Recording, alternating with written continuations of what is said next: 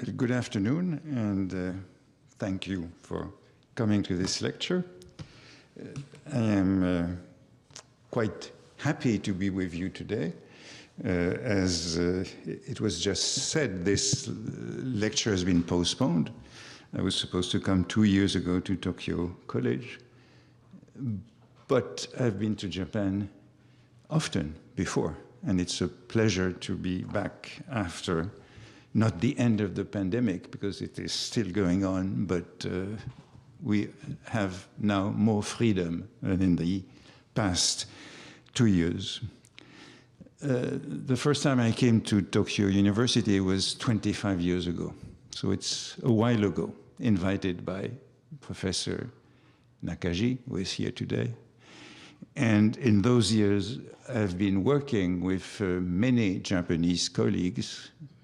As you probably know, the Proustian community in Japan is one of the strongest and most scholarly in the world. I see here my friend and colleague, Professor Yoshikawa, who translated Proust recently, and with whom I've been working for more than 25 years on Proust.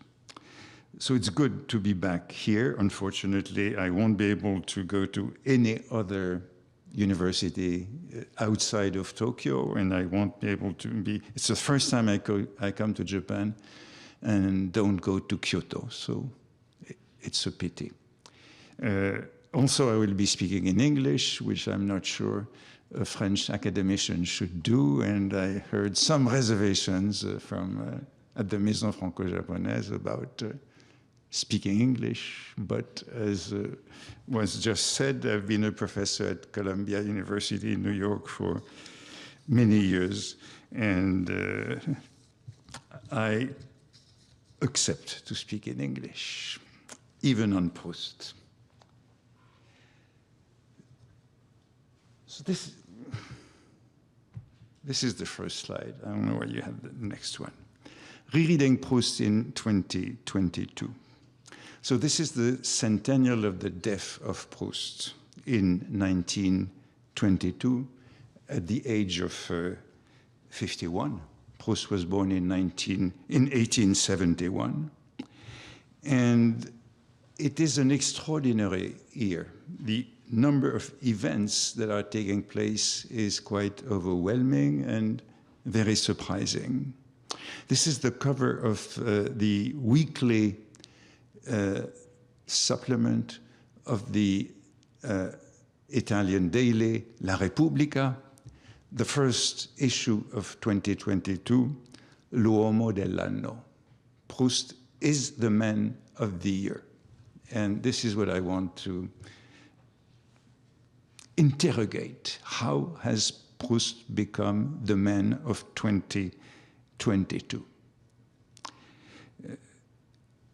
In 1992, which is 30 years ago, I wrote an article in Pierre Nora's Lieux de Mémoire, translated as Realms of Memory in English. In this article on Proust, Proust as a repository of Frenchness, of French tradition, I assume that the reputation of Proust, his celebrity, had reached its peak, its apex, its culmination, and at the same time that he was a model of the transition from history to memory. In fact, Proust, the inventor of involuntary memory, which is the instrument of the recherche of his novel, was one of Pierre Nora, the historian of the Lieux de Mémoire. Proust was one of the models for his enterprise to write a sort of memory of France and Frenchness. And we had many conversations, and in those conversations, we assumed that the celebrity of Proust could no longer grow more than what it had reached at that point.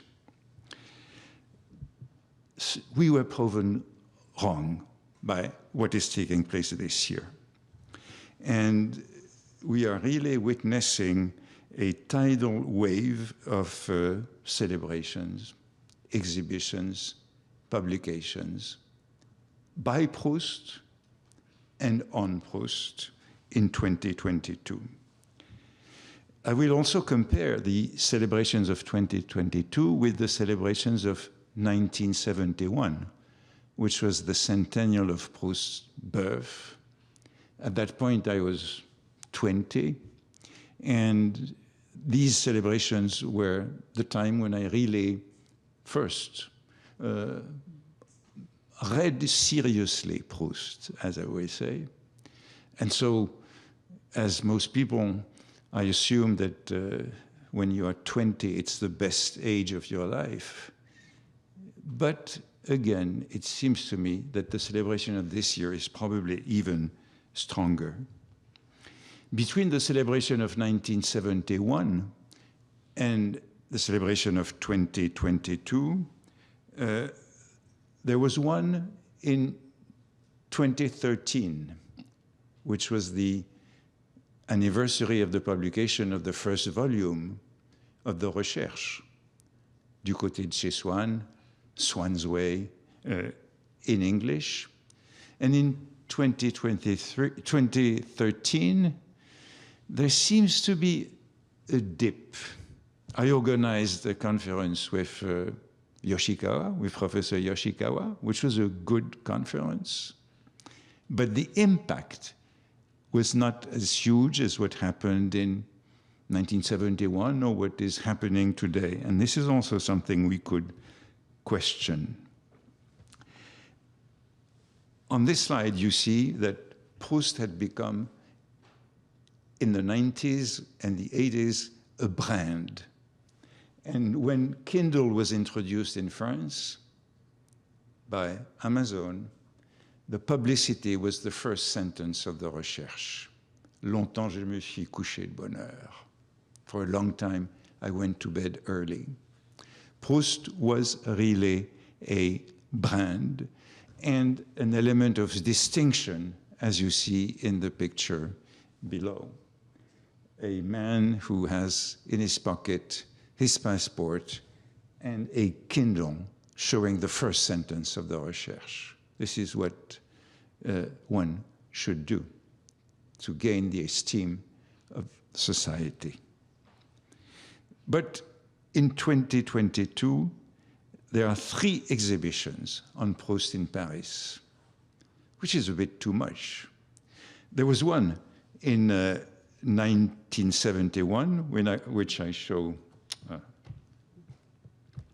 which I show here. This is the cover of the exhibition of 1971.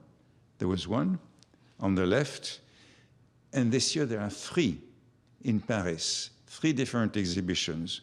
One which just closed, Marcel Proust, Un roman parisien, a Parisian novel at the Musée Carnavalet, the museum on Paris, on the relationship of Proust and Paris.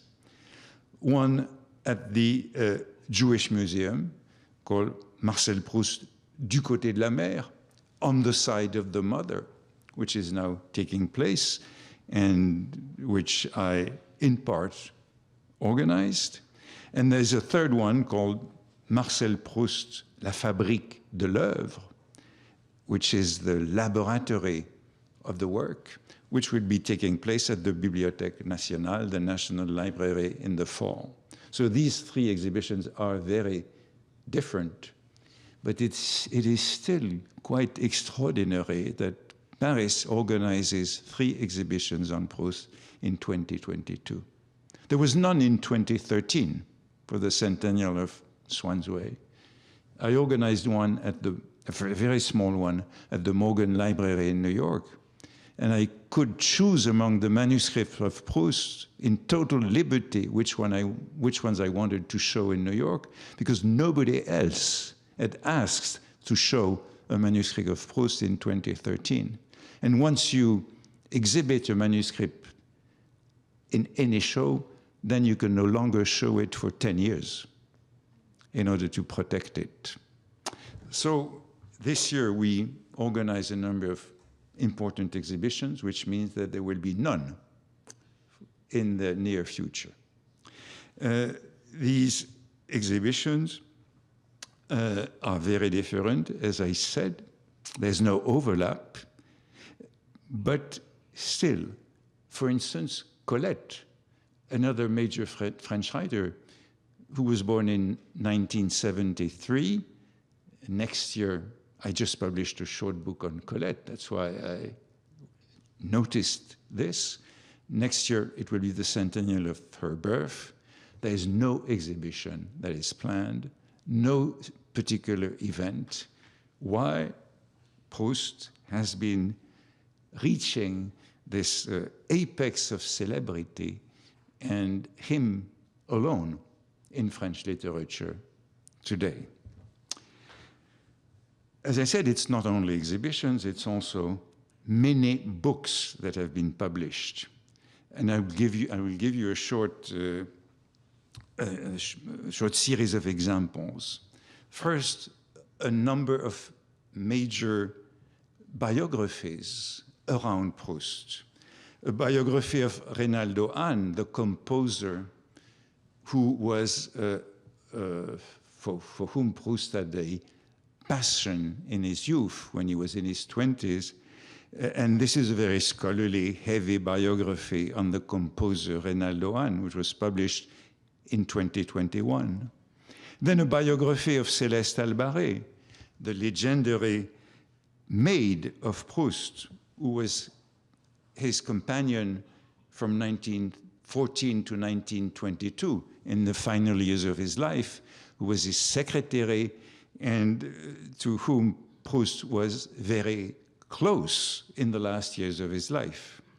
Then a biography of Un amour de Proust, a love of Proust, a biography of Alfred Agostinelli, who was Proust's driver, then his secretary, then probably his lover, and who died in 1914 in a plane crash. Then a book I published on Proust on the Jewish side of Proust, Proust's maternal family.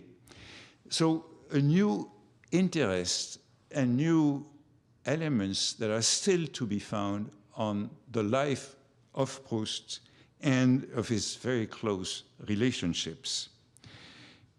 Then, of course, a number of major events in terms of philological editions. An edition on the left of Les 75 Feuillets, the 75 leaves. These 75 leaves, legendary leaves, which are the first drafts of Proust's major novel, The Recherche, had been lost since 1954, when they were mentioned in the preface of an edition of Proust's first Elements of the Recherche. These 75 pages, nobody had seen them ever since they were mentioned in 1954, and they were published last year. We expected them to reappear at some point. Scholars never give up because manuscripts lay in mysterious places and reappear. And so we have now a new beginning of Proust's novel. Then in the middle, this book called Le Temps Perdu, Time Lost. What is it? It is the manuscript that Proust sent to publishers in 1912, the manuscript that was turned down by all the publishers to whom he sent it in 1912. So again, it's a very curious object to see what the Recherche would have been if it had been accepted in 1912 by the publishers. We could say that luckily it was turned down so that he reworked it and we have the Recherche as we know it. Then a book of letters to Horace Finali, which came out last week. And we still have a number of correspondence of Proust that are ignored because the letters haven't seen. Horace Finali was at school at the Lycée Condorcet with Proust in the 1880s. He became a very successful banker. He was head of the Bank of Paris and Banque Paribas, Paris and Pays-Bas. And he was a banker, a major banker in the 1930s. And now we have this collection of letters that just came out that we hadn't seen. And there are still a number of correspondence of Proust that we haven't seen that will probably show up in the next years. Then I have to mention a publication which I directed, which is called Marcel Proust Essay, which came out in April. And this is a Pléiade volume that we had been preparing for many years. And it replaces the previous Pléiade and includes all that is not preparatory, all that is not novelistic, narrative in the writings of Proust.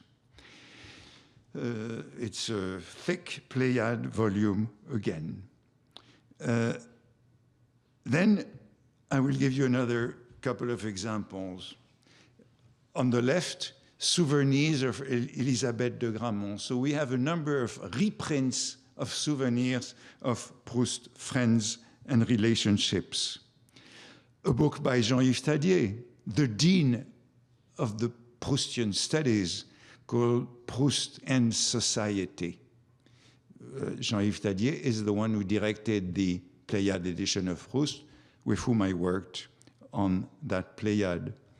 And then a new dictionary of the characters in Proust's novel, the Grand Monde de Proust, the great society of Proust. And I place it next to Jean-Yves Tadier because it is written by a very young woman, Mathilde Brézé, who is in her early 30s. So at the same time, you have the dean of the Proustian studies and a new generation of Proustian scholars who have very distinct interests in Proust. But it's not only in France that the publications abound. These are publications from the United States. Saul Friedlander was a major historian of Nazism and the Holocaust, who published a book on the Recherche last year. In the middle, Proust in Love by William Carter, who is the American biographer of Proust. And on the right, Living and Dying with Proust by Christopher Prendergast, who directed the new translation of Proust in English that was published about 20 years ago. There are two translations of Proust in English, and this new one is the one that is available with Penguin. All this in the last year. And it's not all. These are a number of curiosities, strange books. Le Proustographe on the left, the Proustographe, which is a series of diagrams, statistics, all that you can say on Proust with figures, numbers, diagrams. In the middle, Les années retrouvées de Marcel Proust. The years refound of Marcel Proust, which is a counterfactual biography of Proust from 1922 to 1942. What would have been the life of Proust if he hadn't died in 1922? What would he have done between 1922 and 1942, when in this, it's less a novel than a scholarly essay, what Proust would have done between 1922 and 1942. Proust, in that essay, novelistic essay, will die in New York, having left France in 1940, like many French intellectuals who left France because of the German occupation of the country. And then a dictionary on Proust and time, which includes many scientists and specialists from all fields. What is extraordinary is the diversity of publications on Proust in the last year. And obviously it is not over. We will still see a number before the end of 1922. In a sense, I look forward to the end of that, of 2022, to be relieved from the pressure that we are feeling now to accomplish this celebration of Proust.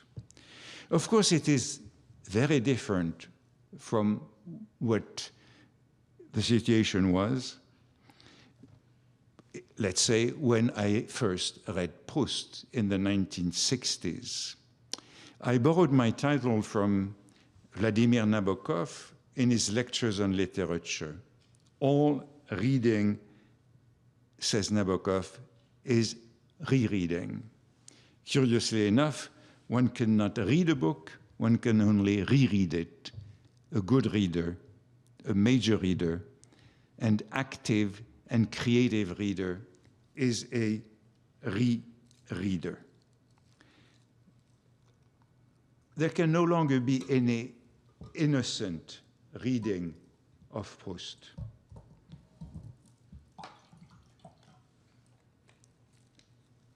A sort of naive reading of Proust is impossible in 1922. Everybody knows about the famous Madeleine. Everybody knows that the Madeleine was not initially a Madeleine, this instrument of involuntary memory, but a biscuit or toast or even some stale bread. Everybody knows the first sentence of the novel. For a long time, I went to bed early. Most people, I guess, are aware of the last sentence of Swan in Love. To think that I have wasted years of my life, that I have longed for death, that the greatest love that I have ever known has been for a woman who did not please me, who was not my style, or my genre in French. So our lecture of Proust is biased, is prejudiced by, perhaps we can say that all reading is prejudiced, but it is certainly very different from the time when I first read Proust. And this is the collection of the books that I read in the mid-1960s when I was a teenager. The new publication of Proust in paperback. This was the first time that Proust was available in paperback in 1966, 1967, 40 years after his death. The covers borrowed from the manuscripts that had just been bought by the Bibliothèque Nationale from the family.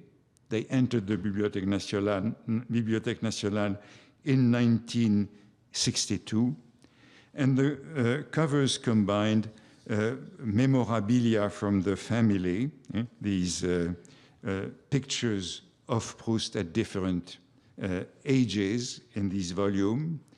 And as you see also, the covers imitated the famous Gallimard covers with the title block with the off-white, the narrow red border, and the elegance and distinction of the Gallimard editions.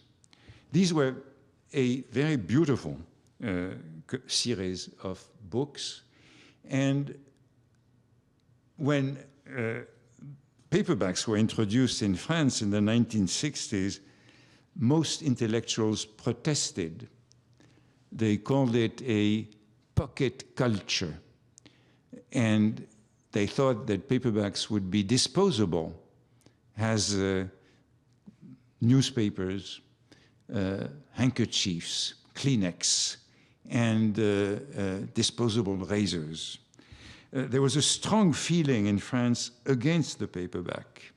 Nevertheless, the paperback introduced a democratization of Proust and made a huge change in the readership, which I would call from a sect of Proustian to the baby boom. The baby boomers could read Proust because it became available, and it was really a turning point in the reading of Proust.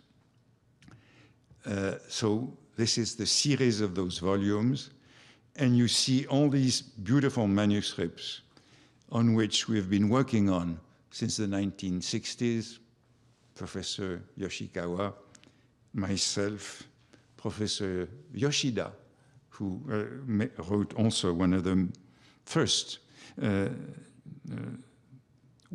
dissertations, Japanese dissertations on the manuscript of Proust in the 1970s. You see there the famous notebook. This is the cover.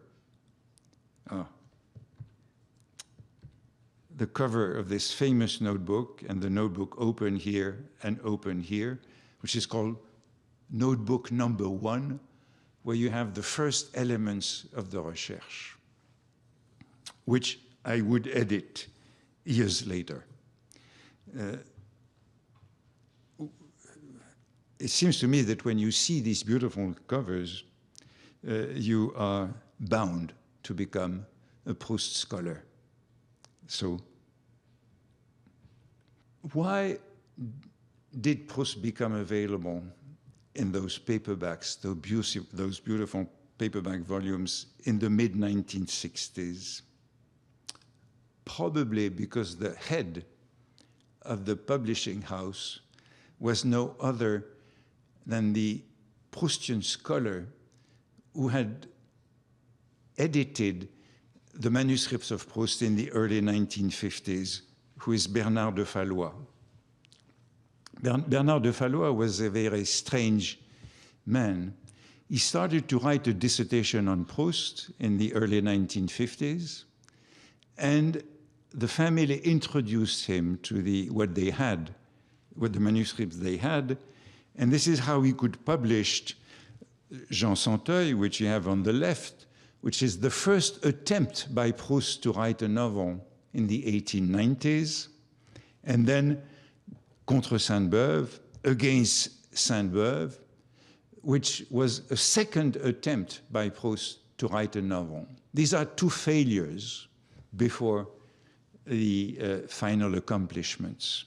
So Bernard de Fallois published in the early 1950s these two mysterious documents on the genesis of the recherche. Then he completely abandoned Proust and worked as a publisher.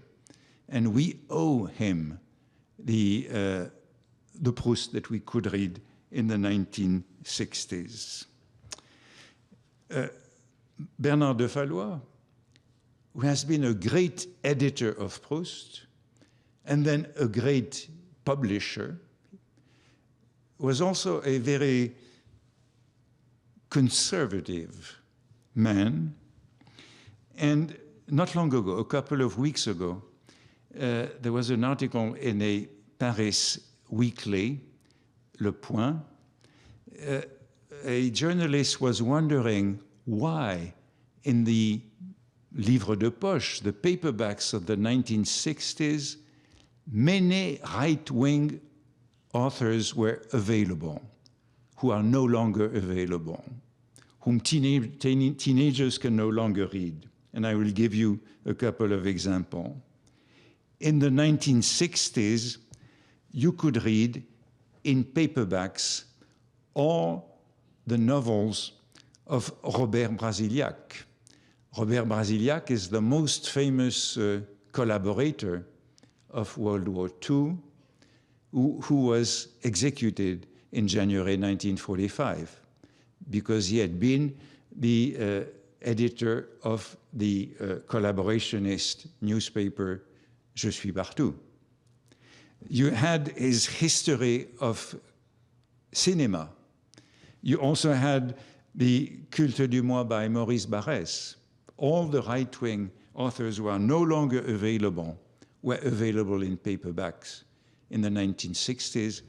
And this journalist was wondering why this was no longer the case, but ignoring why it had been the case in the 1960s, the responsibility being that of Bernard de Fallois.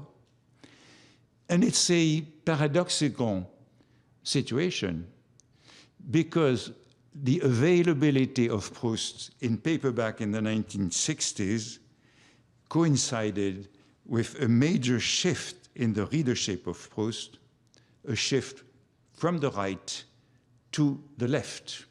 Until the 1960s, Proust was the property of a very close-knit sect of readers. A reason is also that all the witnesses still were alive, and Proust was, in a sense, a prisoner of the witnesses, the souvenirs, the letters that were published. With the publication of Proust in paperback form, everybody could read Proust, and Proust suddenly became more a modernist than a conservative writer. When I first read Proust, he was not at that point.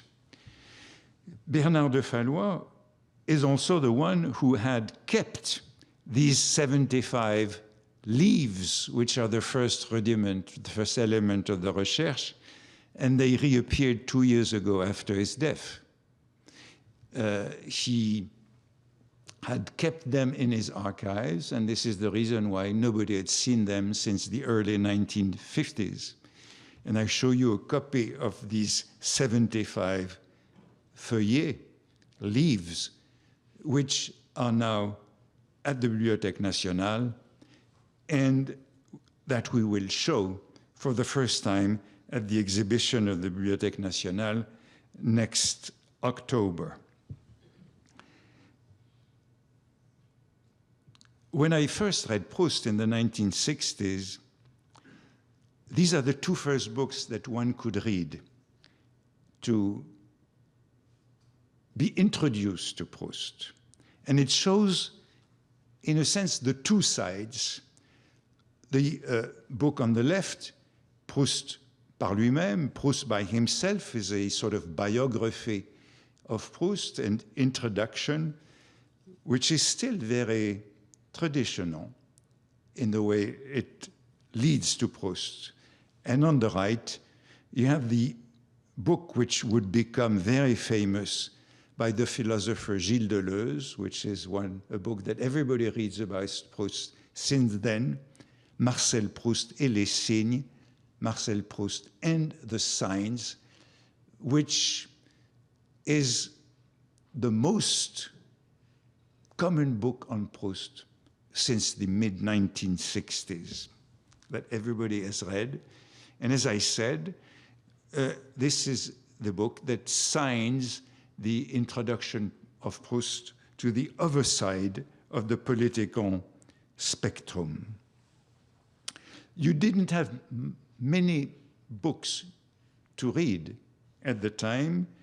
You were left with reading Proust alone. When I read Proust in the 1960s, there was not much still available. Another book that marked the end of the period is the famous biography by George Painter, English biography that was published in 1965 in French. But it is also the end of the period. When Painter wrote his biography, he refused to see any of the witnesses. So, as I said, up to then, Proust has been, in a sense, the hostage of witnesses. And again, Painter marked a moment of transition where Proust's scholarship no longer wanted to deal with the witnesses, the relationships of Proust.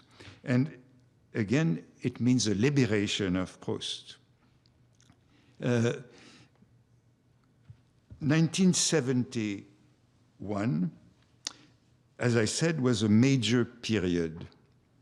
I show on this slide both the most popular book, Un amour de Swann, Swann's Love, in the paperback edition, and the Pléiade edition of 1954, which is the only way you could read Proust before the paperback.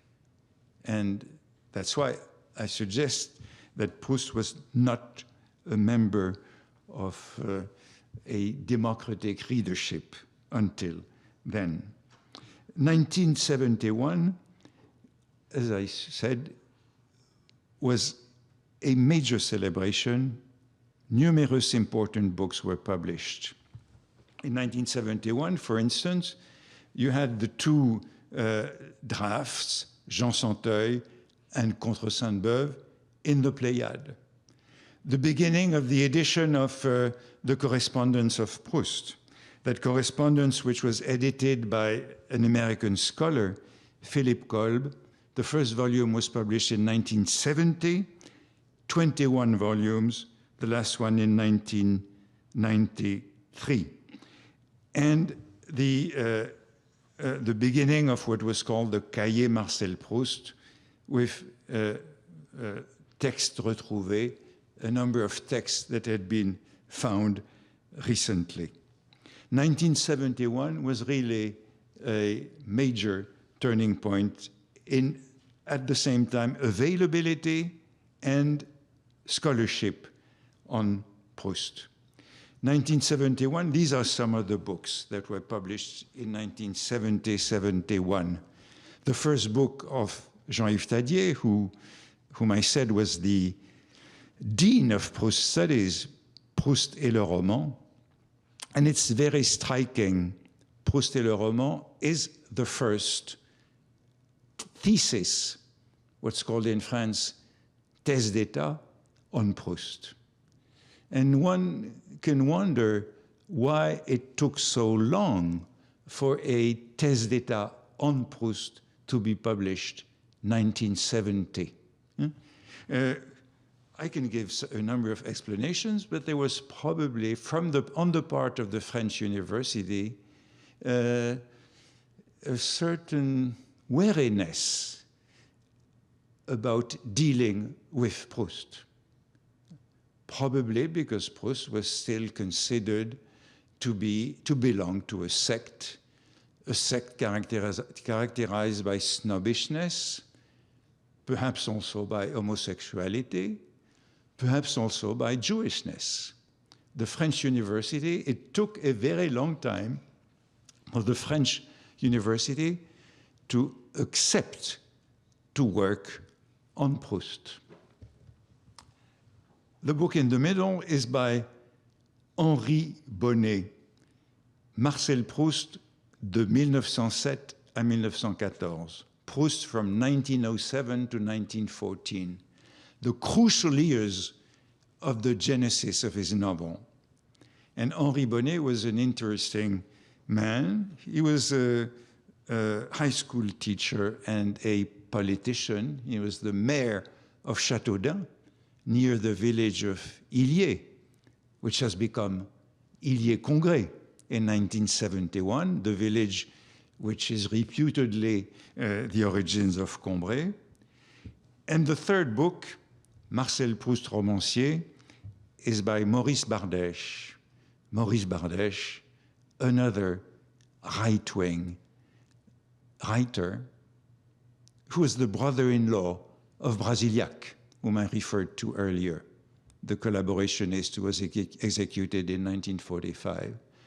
Bardèche is the first who worked on the manuscripts at the National after 1962 and who published his study, Marcel Proust Romancier, Proust Novelist, based on the manuscript. When I started working on the manuscripts of Proust for the New Pléiade edition in the early 1980s, these were the books that dealt with the manuscripts. Henri Bonnet, Maurice Bardèche. Apart from these two books, the only serious reading you could do were the dissertations of Yoshida and Yoshikawa. The only serious studies on the manuscript of Proust were made by these two Japanese scholars.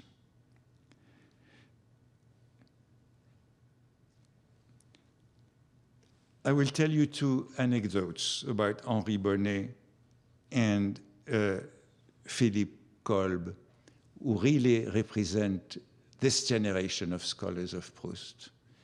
Henri Bonnet, once we were working at the table, we were working together at the table of the manuscripts at the Bibliothèque Nationale, told me, I'm having lunch with Céleste, the legendary Céleste Albaret, Proust maid, secretary, companion in the last years of his life.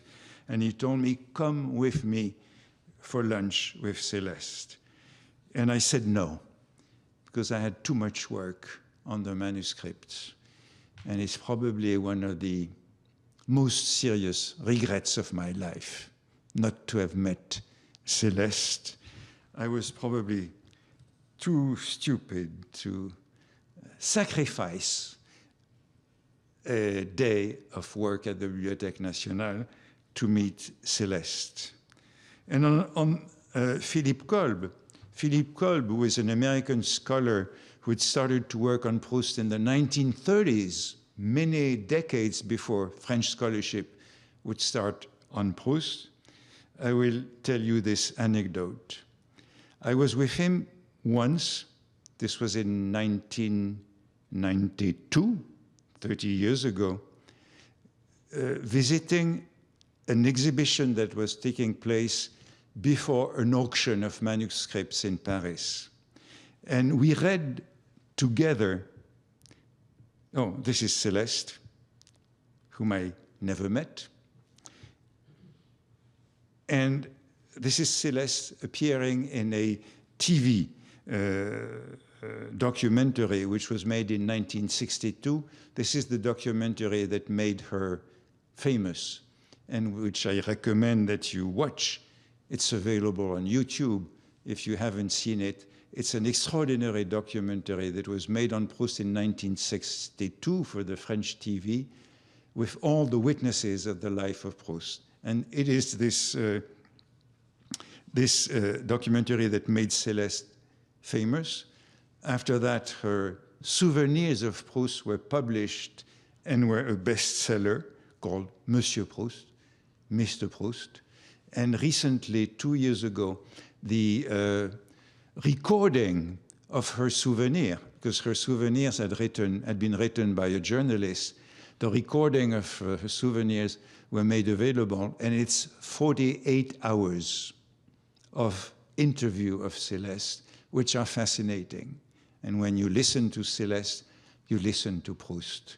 When you watch this documentary of 1962, which is called Portrait Souvenir, Portrait Souvenir. If you search on Google, Portrait Souvenir, you will be able to watch it, and it's quite extraordinary.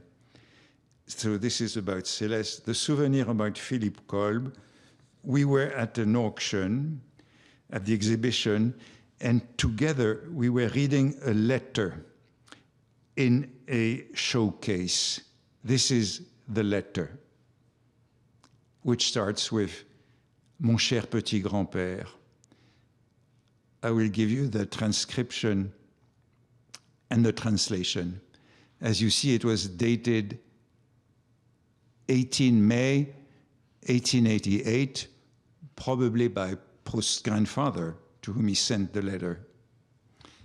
I have come, my dear little grandfather, I have come to claim from your kindness the sum of 13 francs that I wanted to ask from Mr. Nathan. Mr. Nathan is a cousin of his mother, but that Maman prefers that I ask from you.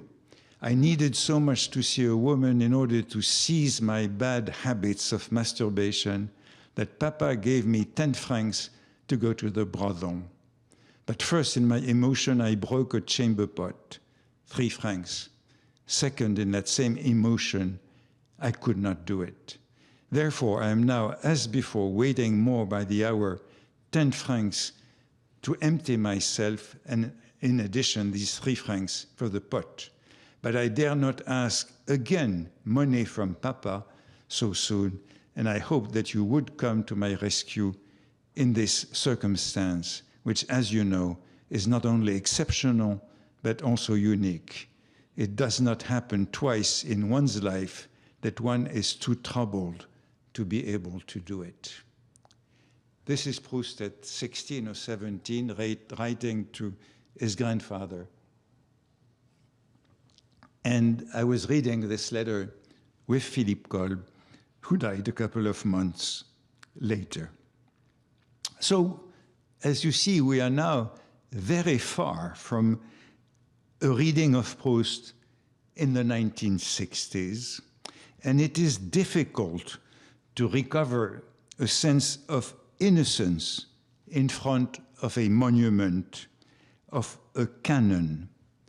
A while ago, when I was teaching at the Sorbonne, I was describing the sense of loss that we feel when we open any new book, any new novel, and the way, little by little, we familiarize with the new world that we enter in a new book. And I was saying to my students that this is the best experience of literature, that being lost and finding one's way little by little.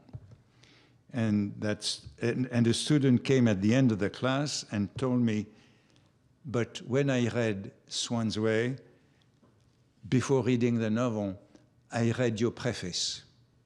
Because now, when you read a paperback of Proust, you have, for Swan's Way, my preface. And he said, I read your preface before reading Swan's Way, and I was not lost. I understood everything. I told him, but you really made a mistake. One should never read a preface before reading a book. The best about reading a book is this sense of loss and this sense of familiarization that comes little by little. So, as I say, it's very difficult now to read Proust without a preface. Proust has become an icon, a monument, and how can we decanonize Proust? In the New Yorker, the New York magazine, there are cartoons on Proust all the time. Proust, as I said, is a brand. Proust is an icon. Proust is a gay icon. Proust is a Jewish icon. And this is one of many cartoons in the New Yorker.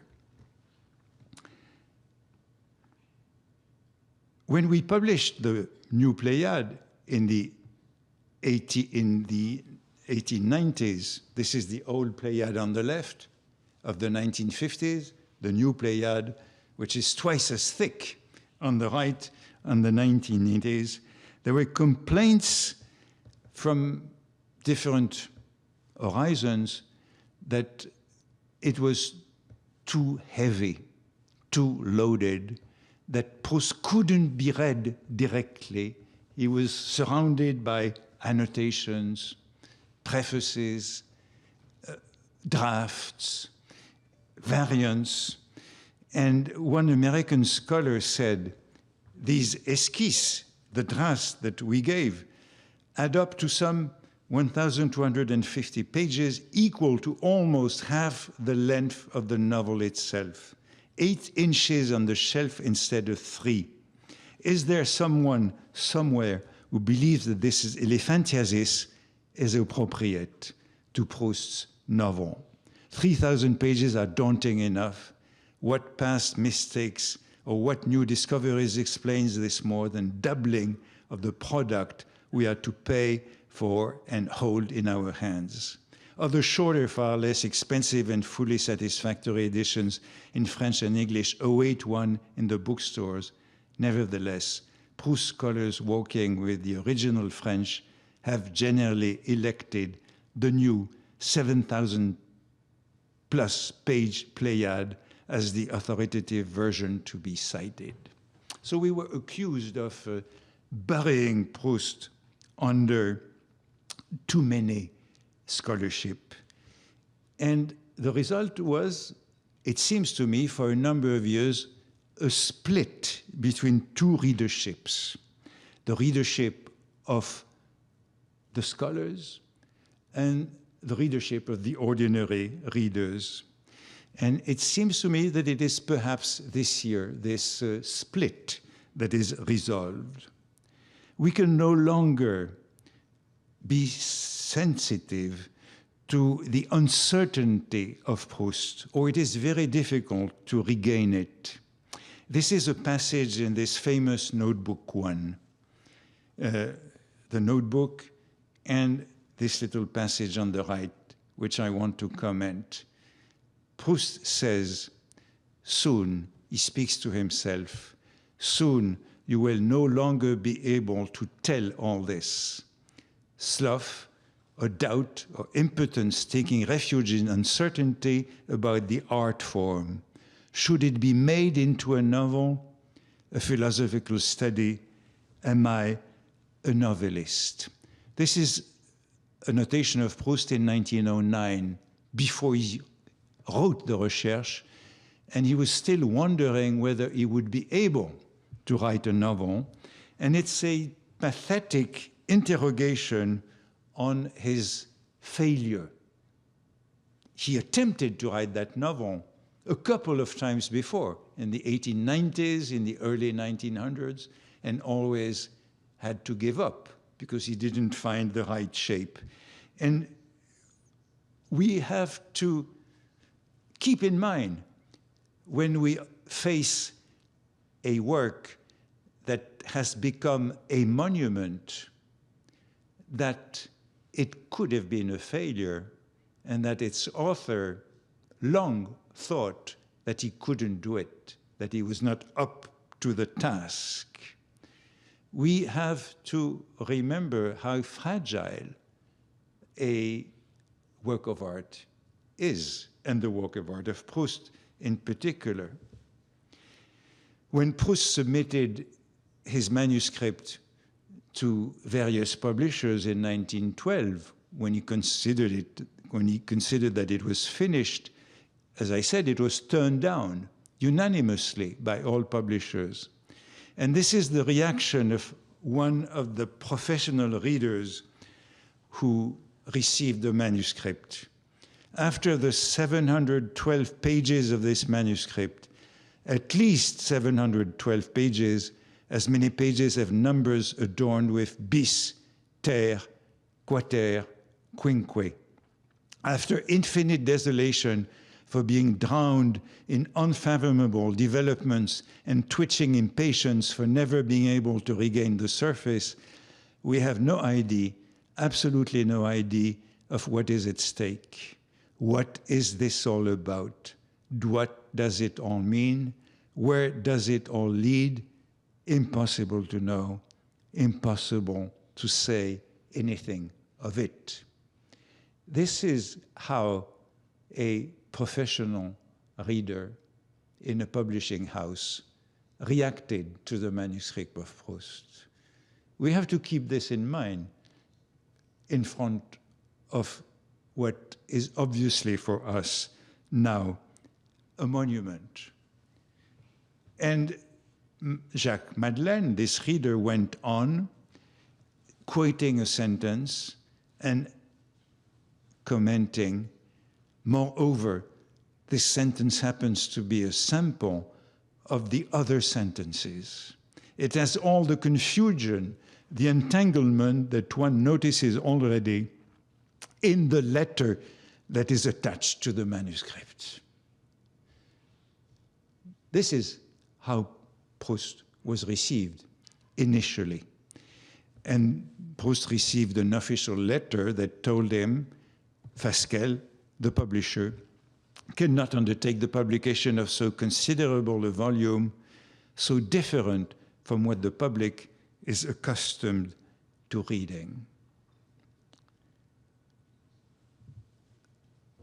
Proust was difficult. Proust was turned down by most publishers. Of course, we know that the NRF, the famous NRF, and Gide turned him down, and Grasset published Proust's novel at the author's expense. Proust had to pay a publisher in order to be published. And once he was published, he was read in a very poor way. It's very difficult to have a sense of how a writer is received by the general public, by the ordinary public.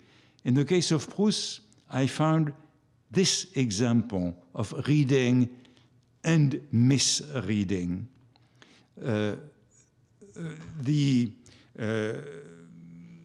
woman who is playing with this racket on top of Proust is a friend of Proust from his youth, to whom he sent the novel in 1913, and she read Swann's Way. Her name is Jeanne Pouquet, then she married a friend of Proust, and she is the mother of the model of the character Gilberte in the novel. And then she sent a letter to Proust once she read the novel, and Proust very politely responded, and this is what he said: I thank you also for all that you tell me about my book. I went through so many troubles since I wrote it, and I thought so little about it that perhaps I have forgotten it entirely, and I am the one being mistaken when I believe that I spoke nowhere in the book of a fervent and disillusioned First Communion, nor of a First Communion at all. It is a very polite rejoinder, but what it says is that this friend of Proust had completely misread the novel. There's no First Communion in the novel. What did she confuse for a First Communion? Perhaps the episode of the Madeleine, but who knows? It seems to me that it is interesting to have the proof of a capital misreading. Proust was certainly struck by this misreading because he quotes it in a letter to his friend Montesquieu. He writes to Montesquieu, quoting the letter of Jeanne Pouquet, I cannot stop reading this passage in Swann about the First Communion because I experienced the same disillusionment. And Proust compares it with a letter he received from another friend, which was even worse. This friend wrote to him just after receiving Swann's Way, if I received the book, you can be sure that I read it, but I'm not certain that I received it.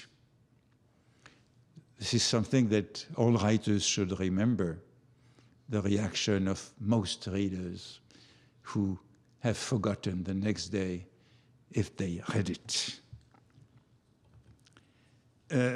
This probably explains why Proust was so happy about the reading by Jacques Rivière, who would become his publisher at the NRF a bit later.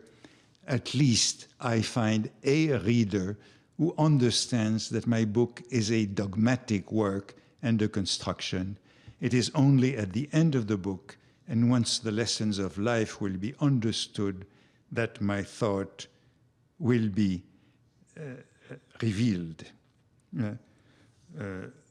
But, of course, Jacques Rivière was an exception, one of the very few readers who understood what was at stake when Proust published the first volume. Of course, Proust's manuscript was a mess, and the readers at the various publishing houses had excuses. This is the proofs of the beginning of Swann's Way. As you see, at the stage of the proofs, it was still a big mess.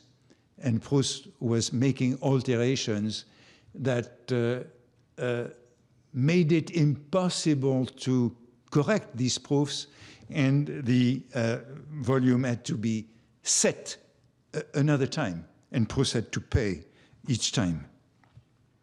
This is the proofs of Swann's Way.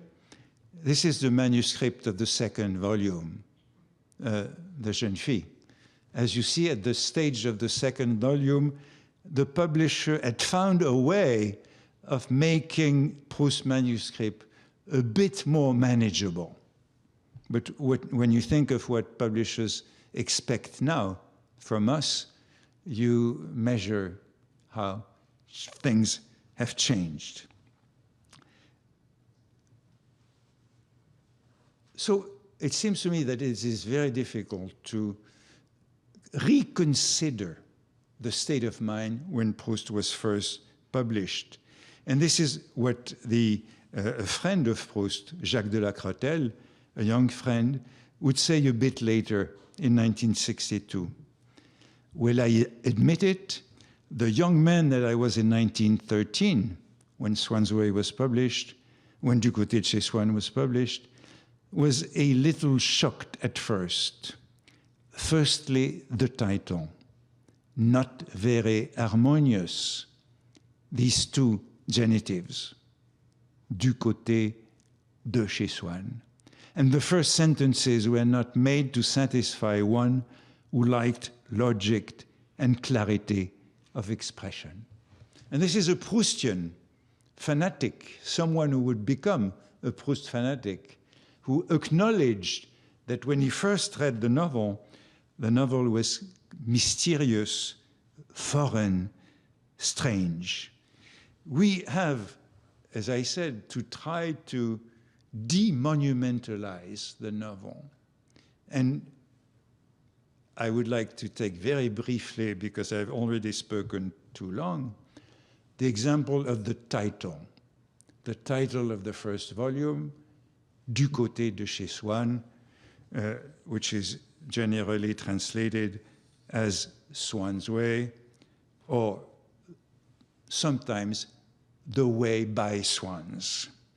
This title, which for us nowadays seems to be written in stone, we have to think that Proust found it very late, and that almost everybody around him, I think they were unanimous to find that it was a bad title, that it was a poor title, that it was an unsatisfactory title. A title that is now for us monumental was not acceptable. This is the first page of the Proust.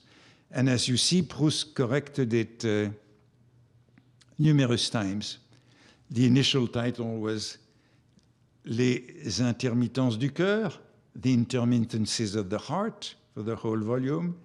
which he corrected in À la recherche du temps perdu, late on the proofs.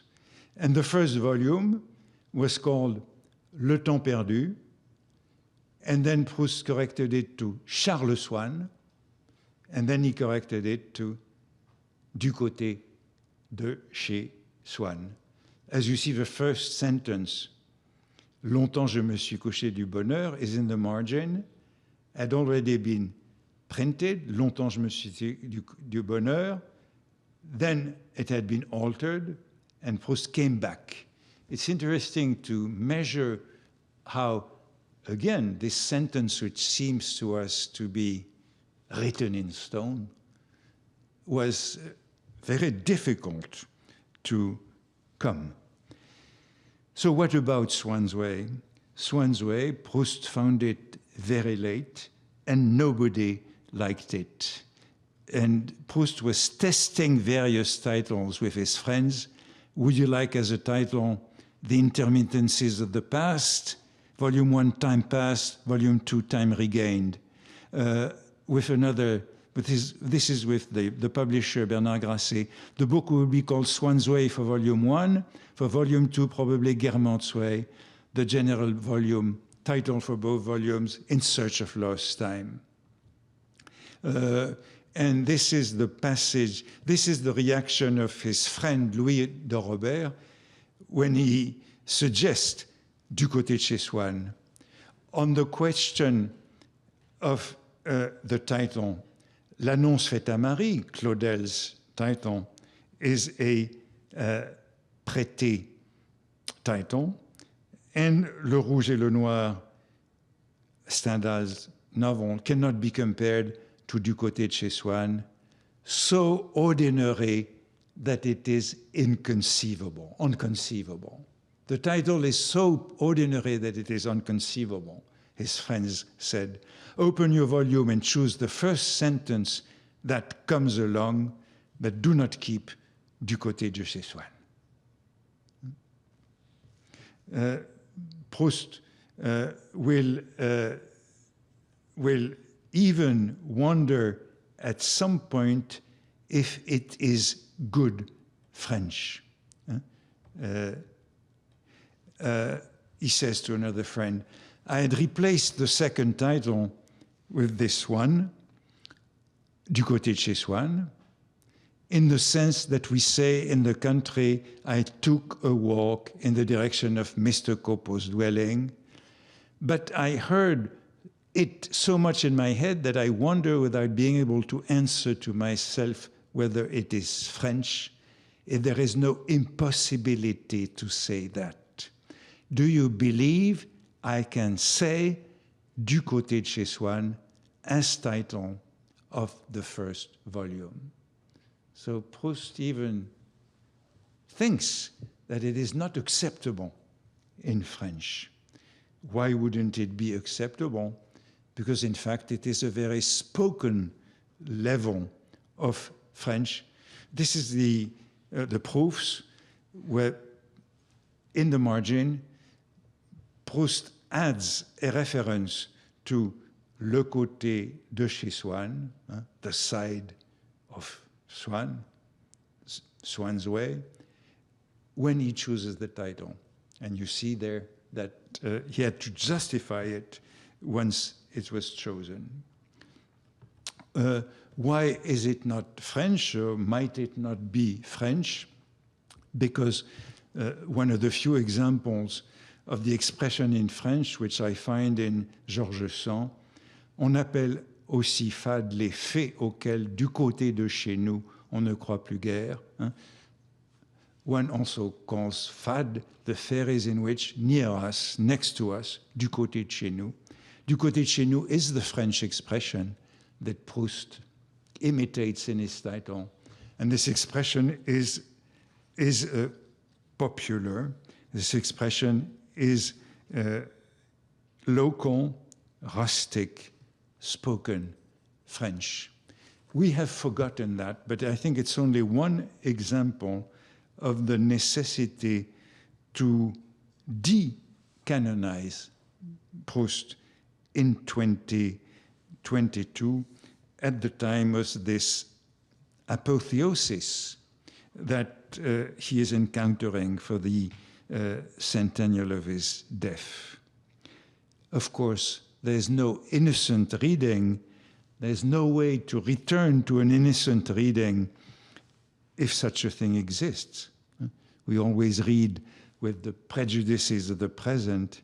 It is impossible in 2022, but at least we should make an effort to return to some less scholarly reading of Proust. This is what Proust says in Le Temps Retrouvé at the end of the Recherche. Doubtless my books, like my fleshly being, would someday die, but one must resign oneself to death. One accepts the thought that one will die in 10 years and one's books in 100. Eternal duration is no more promised to works than men. This is not yet the case of Proust. 100 years after his death, he is monumentalized, perhaps too much. He went on saying, Victor Hugo says, the grass must grow and children die.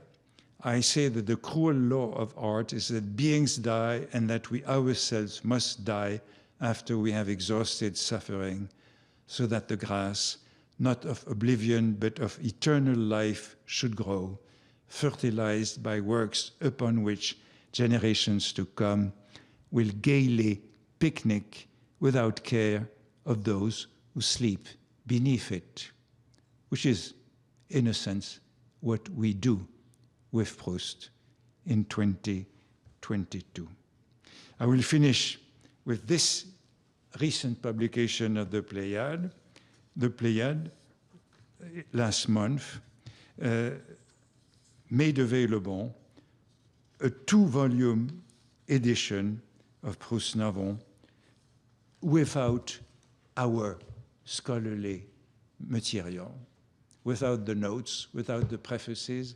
It's a sort of plain vanilla Proust in 2 volumes, surrounded by the view of Delft by Vermeer, and the most beautiful picture in the world for Proust. So as you see, we juggle between a scholarly Proust and what I call a plain vanilla Proust. And I still recommend to read first the text without any material surrounding the text, without any of the work to which we have dedicated our scholarly life. As I said, it's impossible to return to an innocent reading, but at least we might try.